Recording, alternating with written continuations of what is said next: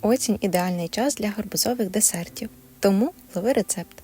Гарбузовий рулет із сирним кремом – це якраз той десерт, який виглядає ефектно, але робиться він відносно просто. Він неймовірно ніжний і ароматний. Це той десерт, який завжди вражає гостей.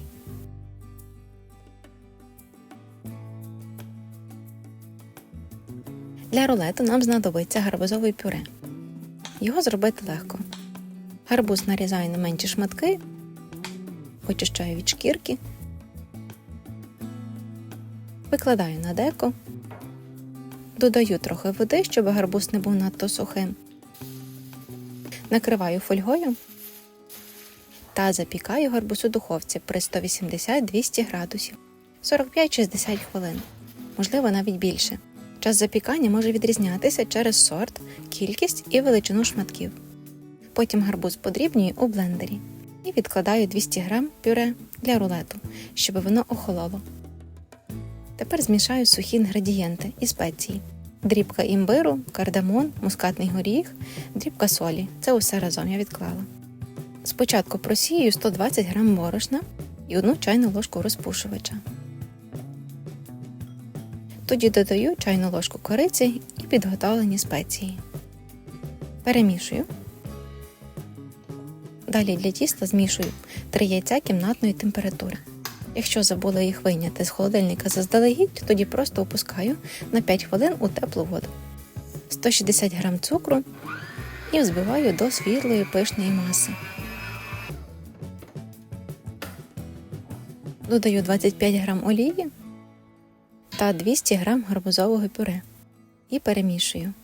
Найкраще смакує саме з запеченого гарбуза, тому що він має менше вологи і більше аромату. Але якщо ви варили, обов'язково добре відсидіть.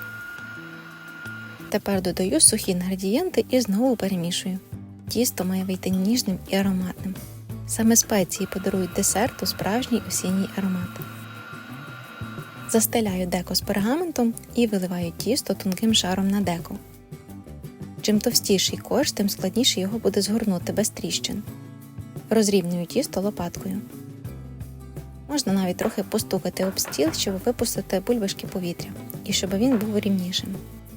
Важливо, щоб тісто було рівномірним, і тоді рулет вийде красивим. Випікаю при 180-190 градусів близько 12-15 хвилин. Температуру підбирай під свою духовку. Корж має залишитися м'яким і не пересушеним.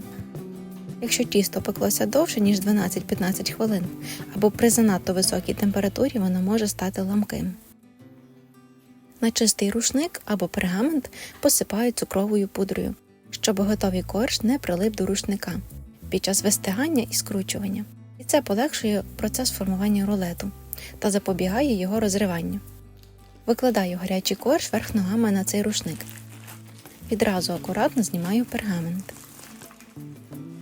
Гарячий корж туго скручую в рулет разом з рушником або пергаментом.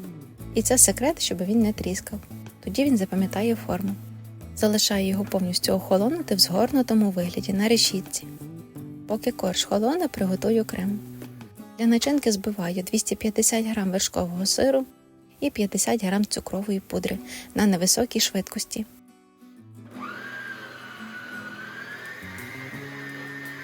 Можна додати цедру апельсинів і кілька крапель ванільного екстракту. Збиваю до повітряності і додаю 120 г холодних вершків. Починаю збивати на низькій швидкості, а потім на вищій. Крем виходить ніжний і трішки кисловатий, ідеальний для солодкого гарбуза. Розгортаю остиглий корж і викладаю крем. І щедро рівномірно змащую. Корж і крем мають бути кімнатної температури, бо різкий перепад зробить його ламким. Акуратно згортаю рулет, потім загортаю у харчову плівку, щоб він не підсихав. Можна навіть у 2 шари для міцності. І кладу швом донизу на дощечку. І в холодильник, близько на 2 години для стабілізації. Витягаю охолоджений рулет, обрізаю краї для красивого вигляду. посипаю зверху просто цукровою пудрою і подаю до столу. Дивіться, яка краса! Гарбузовий рулет із сирним кремом. М'який, ароматний і дуже ніжний. Секрет простий. Гарячий корж треба відразу скрутити, щоб він не тріснув. А крем з вершкового сиру робить його просто ідеальним.